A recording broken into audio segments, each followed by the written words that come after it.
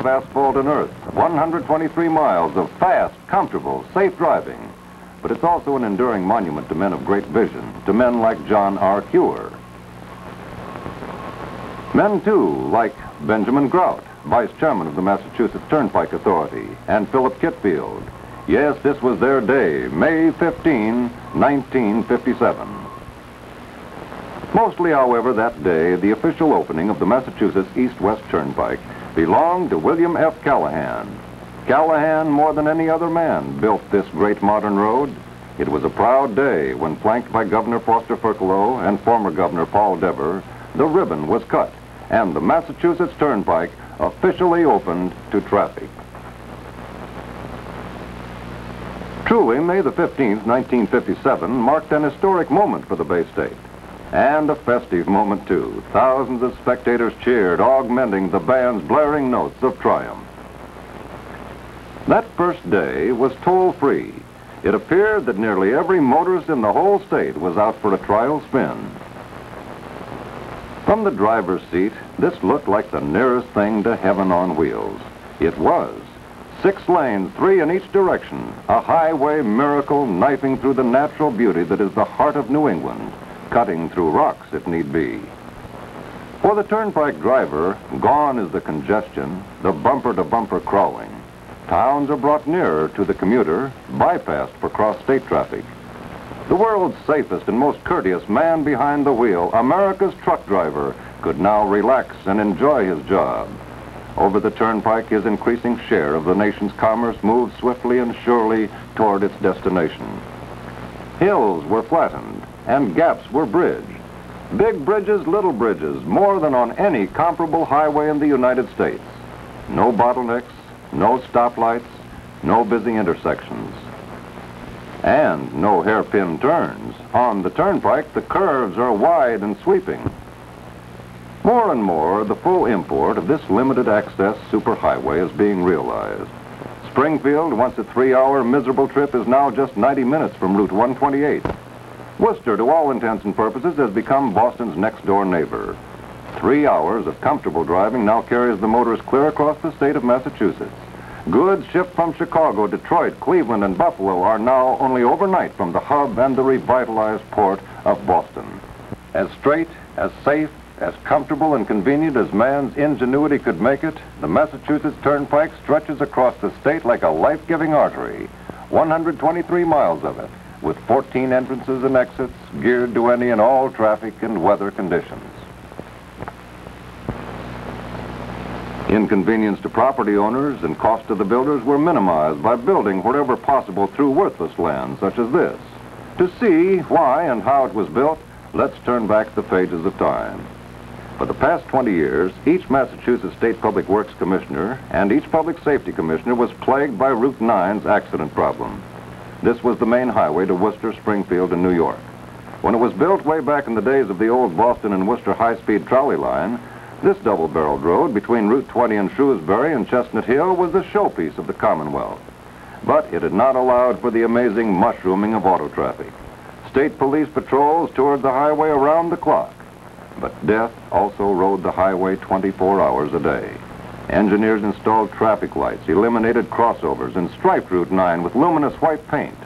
Flashing delineators rimmed the roadway fences and trees, and thousands of traffic signs warned motorists that danger lurked at every turn and intersection. But the safety devices did not check the death toll, nor decrease the number of collisions. 77 traffic control signals stopped and impeded motorists between Route 128 and the New York state line. There were 203 curves with a radius of only 1,000 feet, a sharp turn for every 2/3 of a mile. It seemed almost hard to believe that this narrow, twisting road was the main connection between Boston and the West. To get caught behind a truck here was to lose precious time, to say nothing of patience. These spectacular shots of trucks coming down Jacob's Ladder out of the Berkshires at dusk were beautiful indeed, but with a fatal sort of beauty. Most of the traffic from the Midwest had to come down this narrow, twisting highway, little more than a widened trail, tedious, sometimes dangerous. Many trucks didn't make it. And when this happened, it was a loss of time and money, as witness this driver contemplating 8 tons of scrambled eggs. At that, he was one of the lucky ones. Better to explain this to the boss than to wake up in the hospital and ask the doctor what happened. Some trucks and some drivers made their last run on this treacherous stretch of road. The toll in equipment and lives was grisly. On a cold, blustery day, January the 24th, 1955, Turnpike Chairman Callahan turned over the first spadeful of earth as city and town fathers, engineers, and safety officials took part in the ceremony. And then the earth-moving equipment moved in. But before the actual grading could be started, a right-of-way had to be laid out, obtained, and cleared. That, too, is part of the story. The Turnpike Authority engineers laid out the highway with a minimum of displacements. Over the great portion of its distance, the Turnpike runs where no road existed before. Obviously, some families had to be moved. This little lady feeding chickens on her father's farm was feeding chickens on a new farm shortly after these films were taken. In each case of property displacement, a fair market value was worked out. And where her father had once stored farm equipment or housed animals, the contractors moved in and earth-moving machinery was stockpiled. Here, an engineer points out to a road builder the boundaries of the new right-of-way. These beautiful pastoral scenes had to give way to man's progress, but the grazing cattle found a greener pasture elsewhere, while the dairy trucks, which moved the milk to market, now move over a new, modern highway. Buildings that could be salvaged were jacked up and moved elsewhere. Structures not worth saving were demolished or burned on the spot. Some of the farm buildings were so old that moving them was out of the question. Other buildings were on back roads or in spots so inaccessible that it was more efficient to demolish than to move them. Along with the elimination of buildings along the right-of-way went the big job of clearing out trees. More than 4,000 acres of land were cleared in laying out the right-of-way. In some remote sections of the Commonwealth, the new highway cut through virgin forests. In other places, the road was hacked through acres of brush and scrub growth, none of which offered any possibilities for lumbering. When the trees were felled, they were burned for the most part. Some were salvaged for lumber, but mostly they had little value. Years ago, these felled trees would have been given away for firewood, but both contractors and conservationists discourage this practice today. In the first place, the trees were often in inaccessible spots. Tree experts frowned on moving the wood because, in such wastelands and undeveloped areas, the trees had not been cared for and were disease-ridden. So they were burned. But still, unauthorized scavengers in the woods and in the construction areas gave contractors gray hairs and hiked their insurance rates. Without the might and the versatility of the bulldozers, the job of clearing through the timber and brush would have been impossible. The sheer brute force of these monsters would have awed even a Paul Bunyan. When they backed off, strained on their caterpillar tracks, and charged forward, brush and smaller trees were felled like so many matchsticks, and either pulverized or pushed to a safe area for burning. A path 500 feet wide had to be cleared and made ready for the road builders along the entire 123-mile length of the proposed toll road. Extra space had to be leveled for concession and maintenance areas and for the interchanges. From the air, this initial work appeared as a spectacular scar from one end of the state to the other.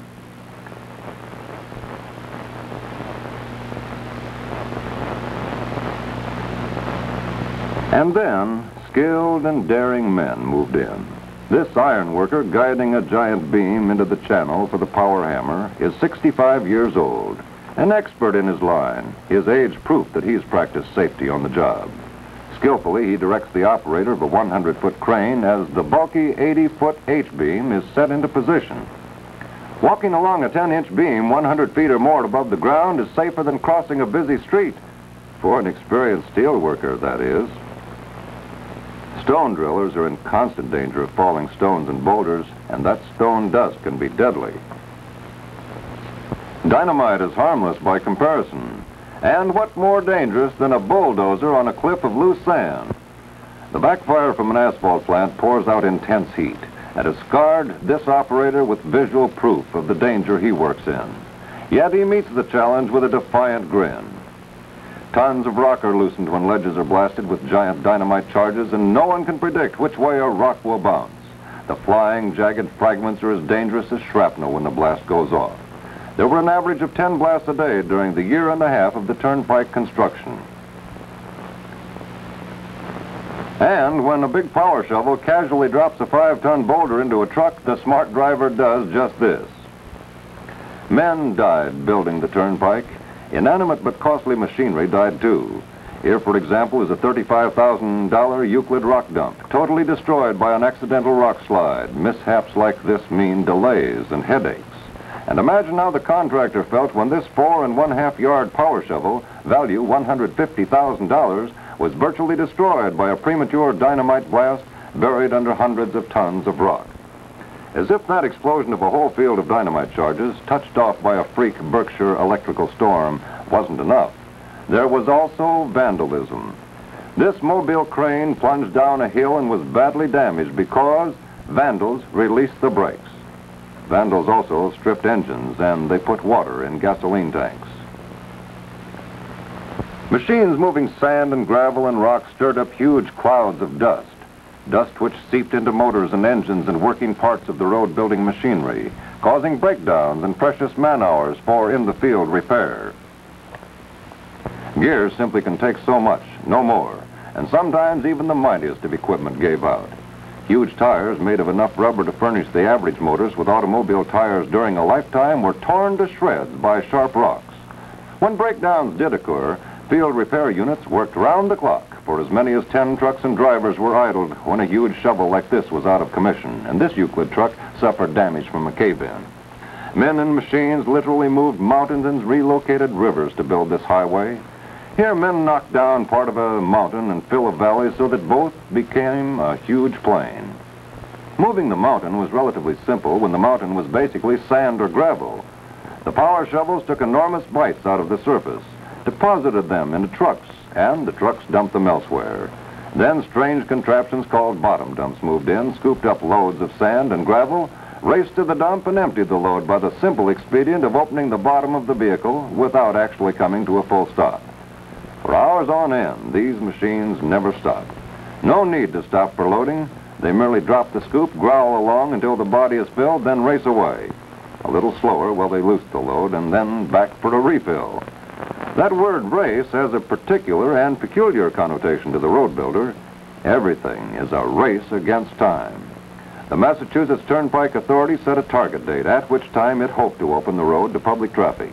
Every day's delay, yes, every hour's delay, meant another accident, perhaps another death, and mounting economic losses as the Bay State's lifeblood of traffic tried to flow through narrow arteries and strangled itself in bottlenecks that failed to expand to accommodate increasing traffic.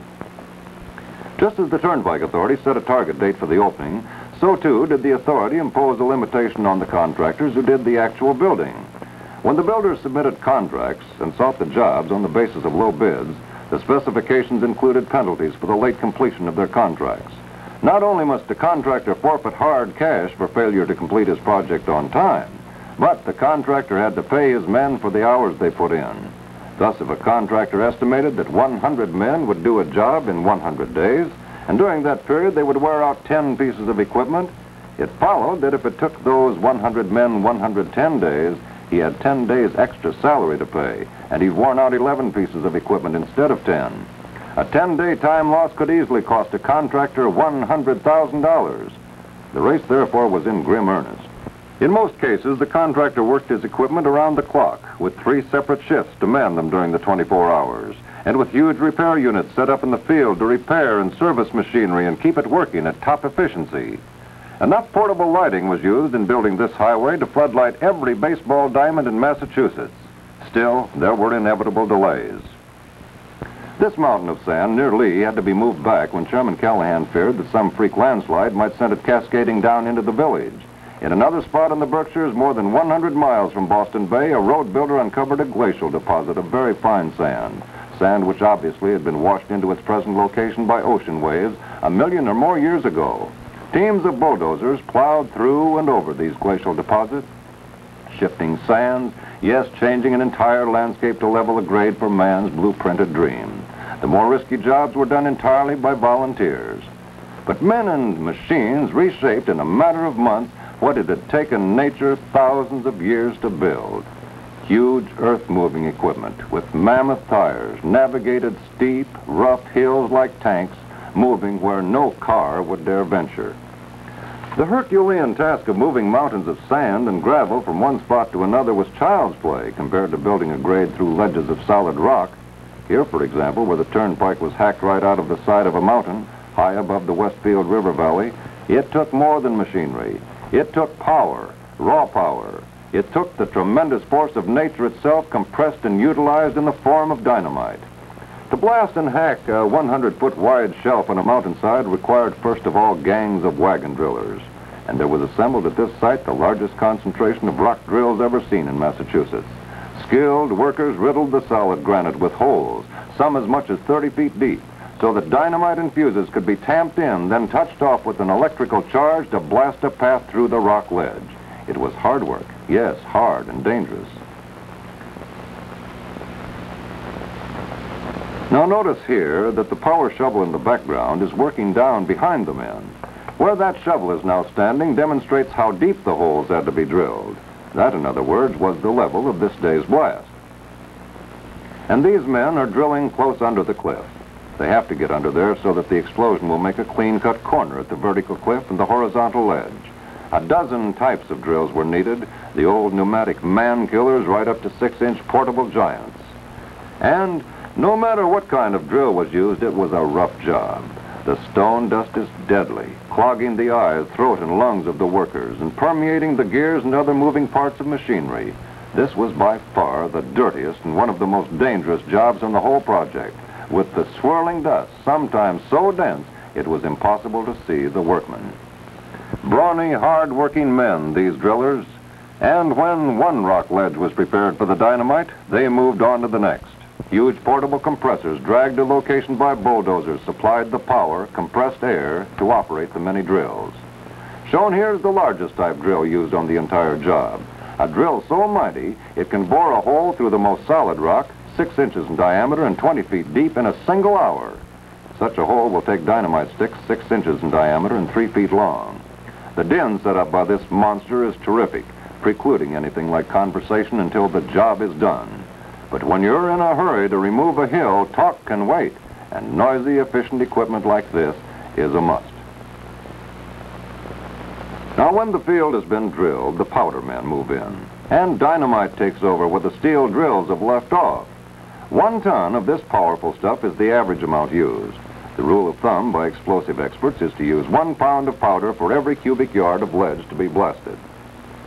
The powder men take a stick of dynamite out of the box, slice it with a jackknife so that the loose powder will spill out and fill every crevice. The sliced sticks are then dropped into the hole, and one of them wired with a fuse and a dynamite cap. As many as 10 to 15 sticks of dynamite go into every hole, with sometimes as many as 100 to 200 holes drilled in a single blasting area. To ensure an effective explosion of the loose powder, the charge is packed down firmly with long poles. This operation is called tamping. These wooden poles are especially made for this job, with socket fittings on the end so that they may be fastened together with a simple twist when longer lengths are needed. This, too, would appear to be a dangerous job, but the powder men know their business, and there's seldom, if ever, a premature explosion. There was one freak blast during the construction of the Massachusetts Turnpike. A few days after these pictures were made, an entire work crew, 40 of them, barely escaped with their lives when a bolt of lightning accidentally set off an entire charge prematurely. Although the men ducked for cover, one worker was slightly injured, some machinery wrecked. But dynamite accidents are really rare. Only the experts handle the charges, and they're so well trained and so well indoctrinated with respect for the product they handle that the powder work is actually one of the safest categories of road building.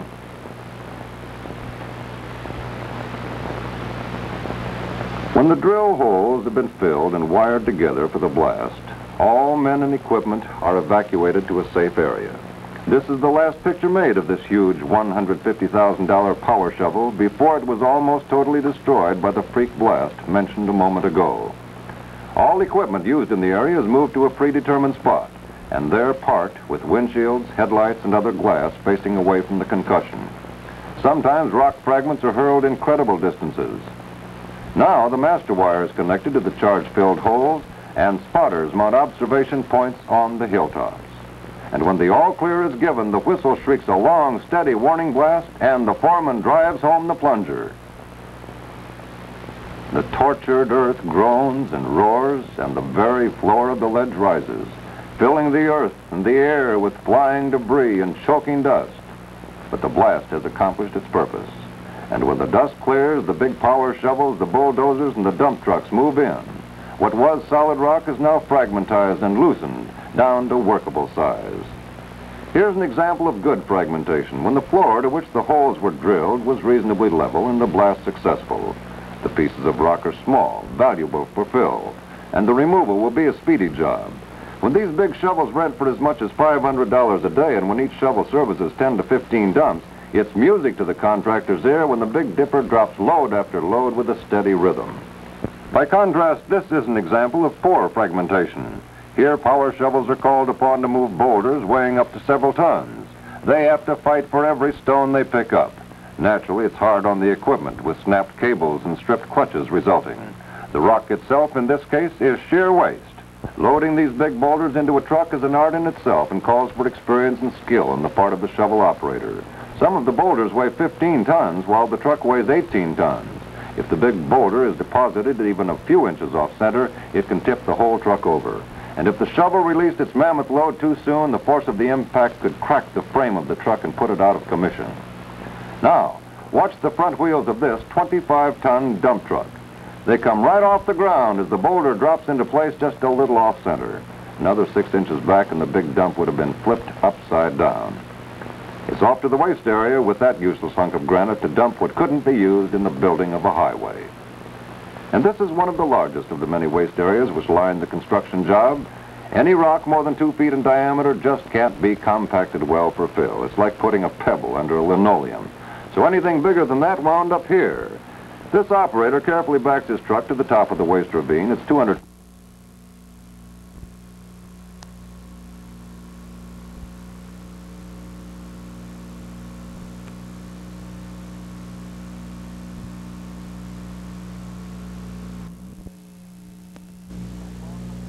That wound up here.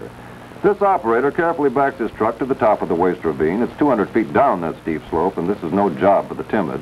The driver gets positioned, sets the dump body on automatic lift, then jumps for his life. This driver, his truck mired by the weight of the load, looks for a helping hand.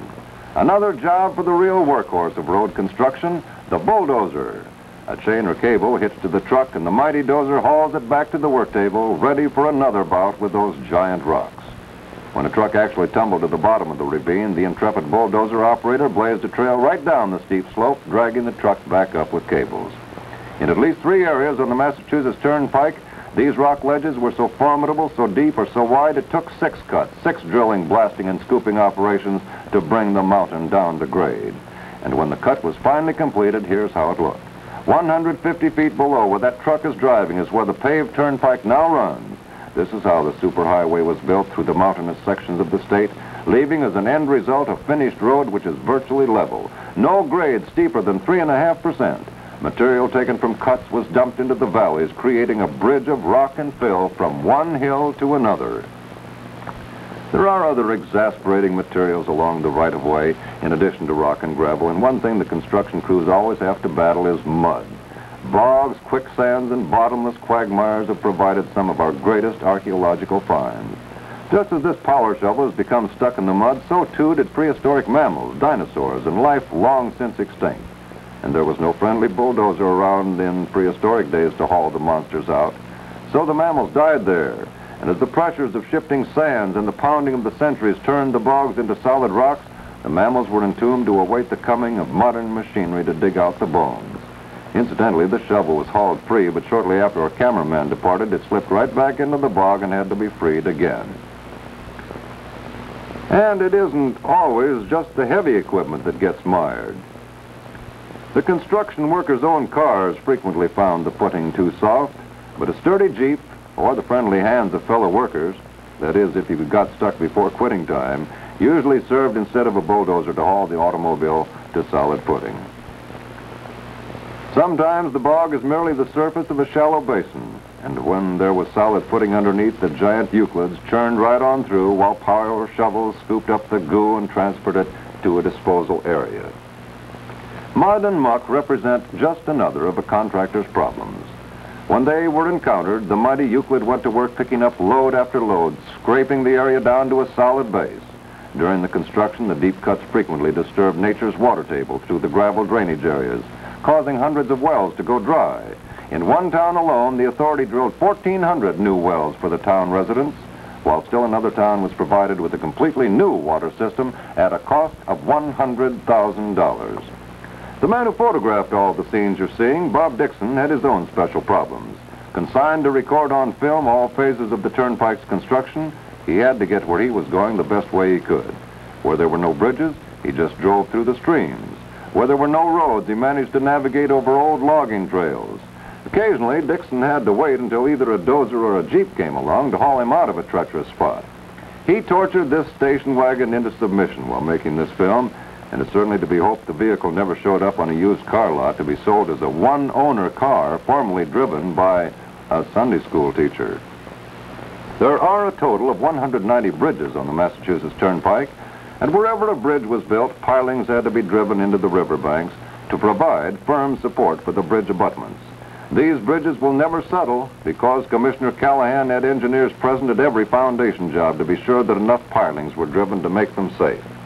Some of the 190 bridges were, of course, minor structures, just to carry traffic across small streams. Others, tremendous stretches of girded steel to carry the turnpike across rivers, railroads, valleys, or other highways.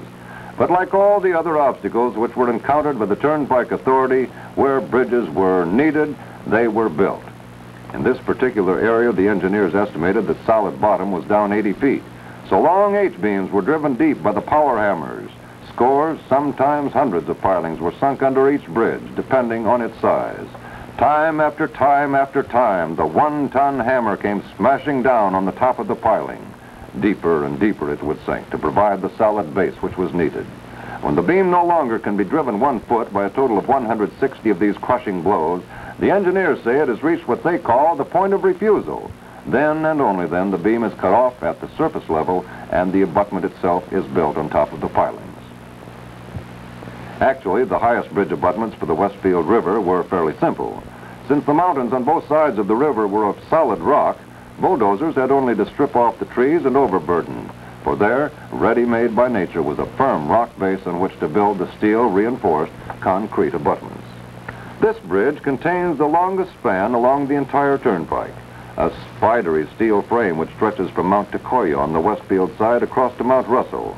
With 6 full lanes, 3 each way, this engineering masterpiece spans not only the Westfield River, but also the main line of the Boston and Albany Railroad and Route 20. In fact, that truck is bound for Albany along Route 20, and it's here that the turnpike passes high above the old road, replacing it as the chief connecting link from Boston to the west. The workers had an excellent safety record on this dangerous job. Despite the fact it was a high steel erection, and despite the elements of wind and ice, this $3 million bridge was completed without a single fatality. Some of this remarkable safety record might be attributed to the fact that many Mohawk Indians were employed as steel workers, for they've achieved a reputation for an uncanny sense of balance.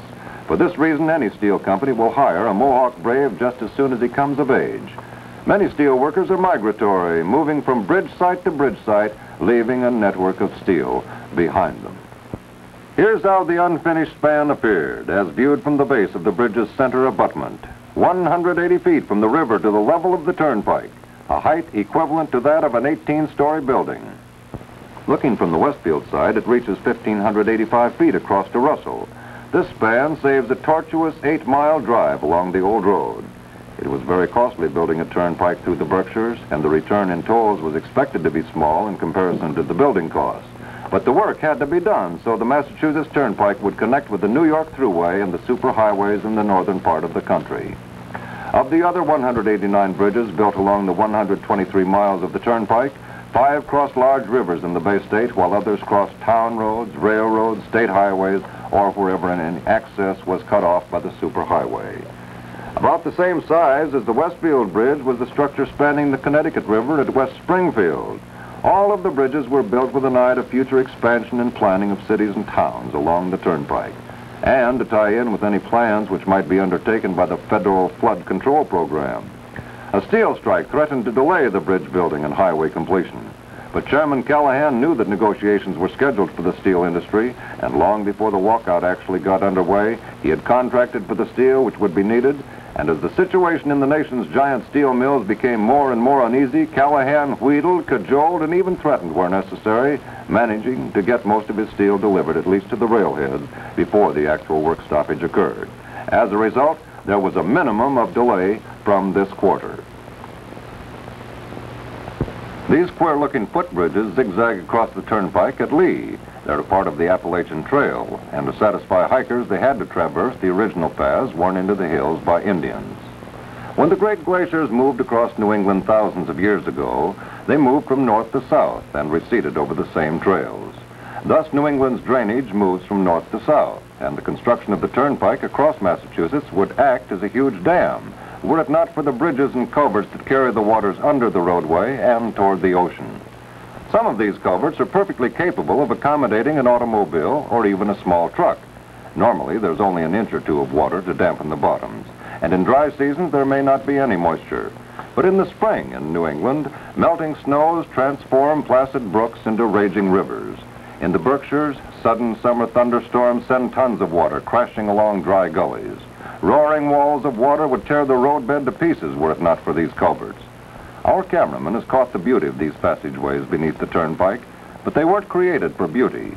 They are safety valves strategically placed to perform a most vital purpose, varying in size from a mere 12 inches to 40 feet in diameter. The grade has been completed, bridges built, culverts constructed, but you still have only a gash on the face of the map. Before this raw blotch on the map can become an efficient traffic conveyor, you must have a smooth surface. A surface which will be impervious to weather and on which rubber tires can revolve at high speed to propel the motor vehicles from here to there and back again. The Massachusetts Turnpike has a smooth, long-wearing surface of bituminous concrete that will resist the New England frosts and hold its shape under the broiling heat of the summer sun. Laying that surface takes skill and experience, and the ingredient which is the keynote of the Turnpike, speed. In this instance, the hot topping evolved into a two-way race, a race against the clock and a race against the calendar. In the first place, to be smoothly and efficiently molded to the grade, that hot top must be really hot when it's ironed out by the giant road rollers. The contractor must know exactly how far his trucks can carry the mix and still maintain its temperature. He doubles the maximum distance allowed by the time element, and he sets up his plant squarely in the middle of that distance. Thus, truck drivers can speed the perishable load to either end of the allotted distance and within the allotted space of time. Road working equipment contains two-way radio phones, and the foreman can keep the plant operator informed of exactly when and where to send the next truck. They averaged about 3 miles a day of this hot topping. No pharmacist's prescription is ever concocted more carefully than this hot mix. Exact amounts of various types of sands, gravels, minerals, and chemicals are fed into the revolving drums and melted under tremendous heat until they become a molten mass. The finished surface must have the wearing qualities of steel, but maintain the resiliency of rubber. When a heavy truck rolls over a stone or piece of wood or other obstacle on the highway, the wheel will batter the roadway with a striking force of 20 tons or more. A highway surface must be constructed to take this beating. The second barrel of this double-barreled race is the race against the calendar. Each degree that the mercury drops reduces the distance that the trucks can transport the hot mix and still have it workable. As soon as the mercury reaches 35 degrees, the laying of the hot top must cease. A touch of frost in the mixture and it becomes crumbly, inefficient, wasteful. Winter comes early in the Berkshires and spring can be late. So the race is to get that surface laid and smooth and ready for traffic before the mercury hits the freezing mark, and before snow halts the trucks and the spreaders and the rollers. Every foot of the hot top must be completed. The Massachusetts Turnpike is a limited access toll road. There's no place for detours. Even if traffic could have been detoured around some unfinished area, the motorist and the authority would have been right back where we started. The detour would be the bottleneck that the toll road was constructed to eliminate. So the road builders raced against the clock to get the macadam ribbon completed from Route 128 in the east to the New York state line in the west before the mercury dropped and the snows came. But in spite of all his successes, man has not completely conquered nature, and this time the old gal had her laugh. The race was lost. Winter roared in early that fall, and the opening of the Turnpike, scheduled for November of 1956, had to be postponed until May of 1957. It was a heartbreaking defeat for the road builders who almost beat the clock, almost but not quite. And like all economic setbacks, it was a costly defeat. Whole fleets of trucks immobilized until spring melted the snows and the sun brought the frost out of the gravel roads so that it was safe to renew the hot topping. The cooking plants were shut down, their operators idled. The road rollers and the spreaders and the graders lined up along the right-of-way, a mechanized army immobilized by the mercury. Only a skeleton crew remained. For them, a boy sliding down with a bucket of hot coffee was a most welcome sight. Building a turnpike is not enough. It must also be maintained and patrolled. 5 maintenance plants have been erected along the pike, each connected with microwave radio system. Whole fleets of snowplows and sanders are ready to go into action at a moment's notice. Emergency repair units can be dispatched to aid a distressed motorist by radio, and mileposts mark each of the 123 miles so that radio dispatchers can direct repair cars to the motorist without loss of time and trouble. There's a basic 60-mile speed limit on the pike, which is reduced when bad weather conditions dictate. In fact, the maintenance crews can cope with anything almost except a mirage, and there are mirages. Watch this car disappear into one. For the comfort and convenience of the motoring public, a series of restaurants and gas stations dot the pike at regular intervals. All told, there are 9 service stations along the entire length of the toll road. 8 of these are built in conjunction with the restaurant, making it possible to have a bite to eat while getting gas and oil or repairs for the car. 3 major oil companies have the gas station concessions, while the restaurants are leased to Howard Johnson's, and all are open around the clock, 24 hours a day. While the speed limit on this expressway is extremely liberal for New England, 60 miles an hour except when posted otherwise at the toll gates, there are those who will exceed it. For these, or for protection from such as these, the Turnpike is continuously patrolled by Massachusetts State Police. 3 state police barracks are located on the Turnpike, and these barracks are connected with the patrol cars, with the Turnpike maintenance depots, and with the emergency repair cars by radio. The general public may be unaware of it, but the Massachusetts Turnpike is the main evacuation route from Boston to the west in the event of a disaster which necessitates exodus from the metropolitan area. Some seers peering into the future predicted that there could not be a boom along the Turnpike, as has occurred along Route 128, with hundreds of millions of dollars going into new industries, businesses, and homes. But the evidence appears to belie this. At Natick, the Carling Brewing Company has built this beautiful new plant. The Ford Motor Company, which of course has a tremendous assembly plant in Somerville, finds it simpler to service its parts from this new modern warehouse, also in Natick and located in the same industrial community on Speen Street. Another member of this expanding community is the New England distributing warehouse of a popular premium plan, the S&H Green Stamp Plan. These big plants make sure that the Turnpike will be built before locating where they did. And adjacent to these buildings is the plant of the Best Packs Box Company, specialist in packaging, the main contributing factor of all this new building around the Natick interchange, of course, the Turnpike. And another neighbor is the warehouse of the Aluminum Cooking Utensil Company. These firms find it expedient to ship in and out of New England, then distribute their products from this Natick Industrial Park. Heavy industry finds the new pike a godsend. The Wyman Gordon Company plant at Millbury is one of these. This plant, owned by the U.S. Air Force, is internationally famous. It houses the largest manufacturing press in the whole world, capable of stamping out a complete airplane wing or fuselage. Located between Worcester and the Turnpike, just a few minutes from the Millbury interchange, Wyman Gordon employs thousands. Hundreds more are employed by the Fruhoff Trailer Company plant, located at Westfield. Fruhoff has more than a passing interest in the Turnpike because the construction of roads such as this expands the use of Fruhoff trailers. Viewed here are the sea-land trailers specially designed for transocean and Turnpike travel. Westinghouse Electric Corporation, one of the nation's great industries, has a large plant at East Springfield. The Monsanto Chemical Company, the world's largest, is expanding its operations adjacent to the Turnpike in Chicopee. Here we view it from the front as seen from across the Turnpike, a sprawling industrial giant manufacturing products which find their way into the far reaches of the world.